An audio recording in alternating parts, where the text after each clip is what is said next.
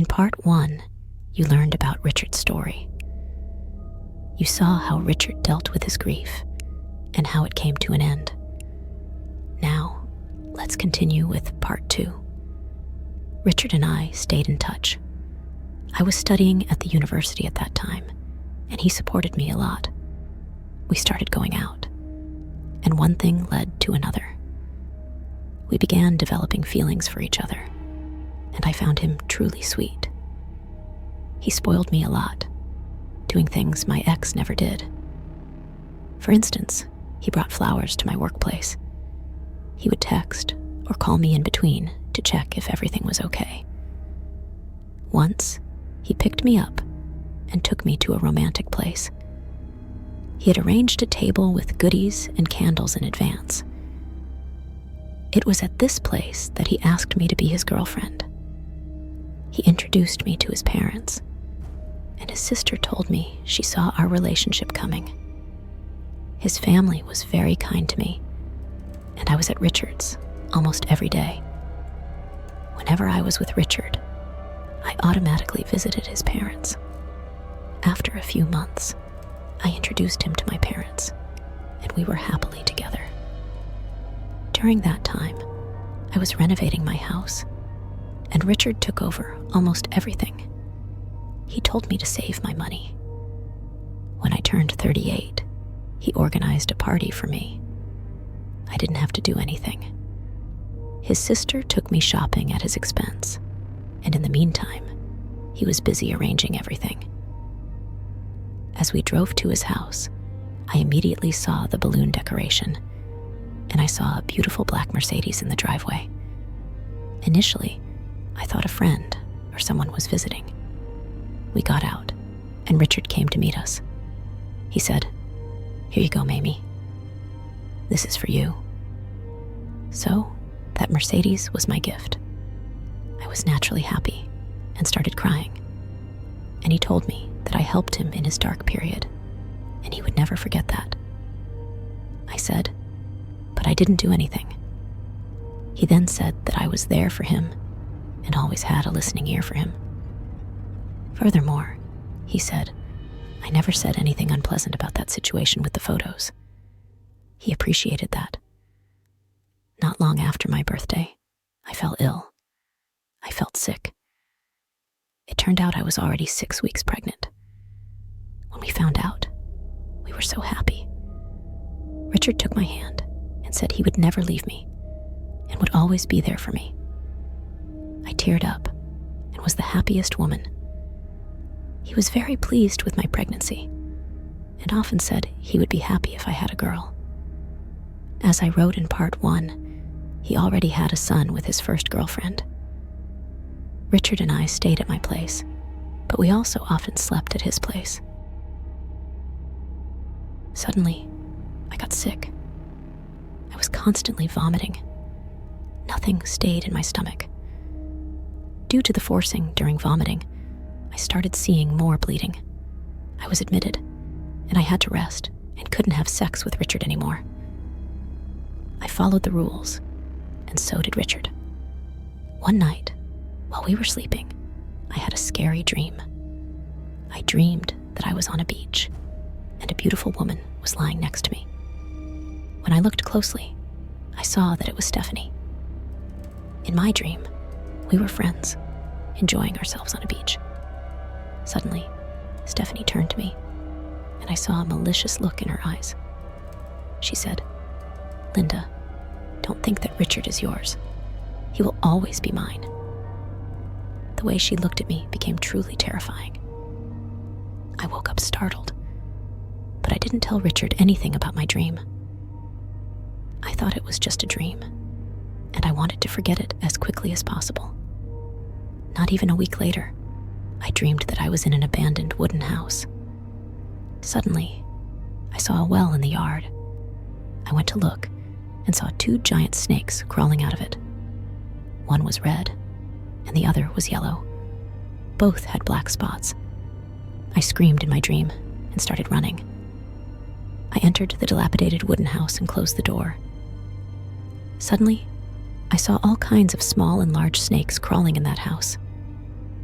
They came from all corners.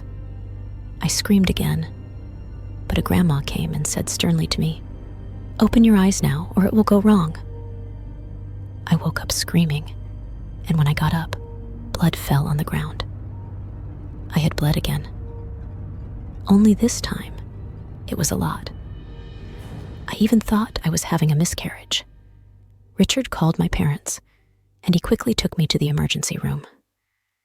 There, I was immediately helped, and it turned out that my cervix was slightly open. The doctor told Richard that I would be admitted and that he needed to get clothes and such for me. A ring was placed around my uterus, and I was not supposed to do anything strenuous. I just had to rest. I told Richard about my dream, but he didn't see any harm in it. I told my mother about my dream, and she said it was a bad omen and that I should be careful. It was not a pleasant time. I could feel that ring in my lower abdomen, and I was scared. One evening, we were watching TV, and I fell asleep right there. Richard didn't want to wake me up and let me sleep peacefully. That's when I had another dream. Once again, I dreamed about that big red and yellow snake. Only this time, they were in a hole full of other small snakes. I woke up and told Richard about my dream. I called my mother, and she said we needed to do something. She took me to a voodoo doctor, and he told me that it had to do with his ex, Stephanie, and that I had to perform a ritual to get rid of her. He also said he saw something dark around me. I didn't know what he meant. We performed the ritual, and he told me that from now on, I had to be extra strong and pray a lot. At one point, he and I were alone in his room, and he quickly told me to be careful with Richard because he saw someone else walking beside him. I was shocked because I immediately thought of my dream with Stephanie. That evening, I asked Richard if he still thought about Stephanie. He denied it and asked why. Only then did I tell him about my dream with Stephanie. He then said he no longer thought about her and that he focused on me. Furthermore, he didn't want to talk about it anymore.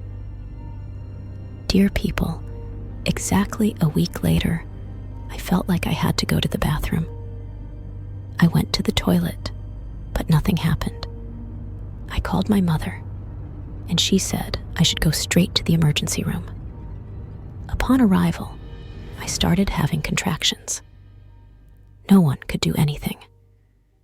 The gynecologist wasn't there, and they left me alone in the hospital for hours. The next day, they took me to the ward, and a doctor came who said they urgently needed to remove that ring.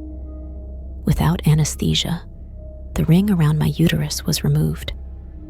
I was brought back to the ward, and the doctor explained to me that there was something wrong with my pregnancy. All the ultrasounds were fine. He prepared me that I would give birth very soon, but my baby wouldn't make it. He also asked me to stay strong. Exactly during visiting hours, I felt something like a balloon coming out of me. I screamed and called the nurses. They asked all visitors to leave the ward, including my parents, sister, and Richard. My little boy was born. Unfortunately, 3 months too early. He breathed for only half an hour. He was so small, and I held him in a cloth in my hands. I remember that we cried, and I spoke to him. The period after that was blurry. I was angry and sad at the same time. My mother took me back to the same voodoo doctor, and he said I had to do the ritual again. During the ritual, the voodoo doctor went into a trance and shouted that Stephanie's spirit had taken my baby. Stephanie would never accept that another woman would get Richard's love, and she would continue to wander the earth until every beautiful woman in her family paid for what had been done to her. People, was so shocked that I sat frozen on the bench and couldn't find my words. The voodoo doctor then told me that I would have to choose for myself. He said, if you want a happy life, leave this man because he is not meant for you. I explained calmly to Richard, and I said that I couldn't continue with him. At first, he didn't accept it because he thought he loved me and was no longer busy with his deceased wife. But I kept thinking about my dream and everything I had experienced. He asked me if I wanted to marry him, but I refused and ended the relationship myself. Of course, I also had a lot of sadness because he is truly a kind person. Years have passed now. Richard and I still have occasional contact. He still has no other steady woman, just flings here and there. I now have another man, and we have a healthy son together, and I am happy in my relationship. Thank you for listening to my story. Like and subscribe because we produce new true stories every week.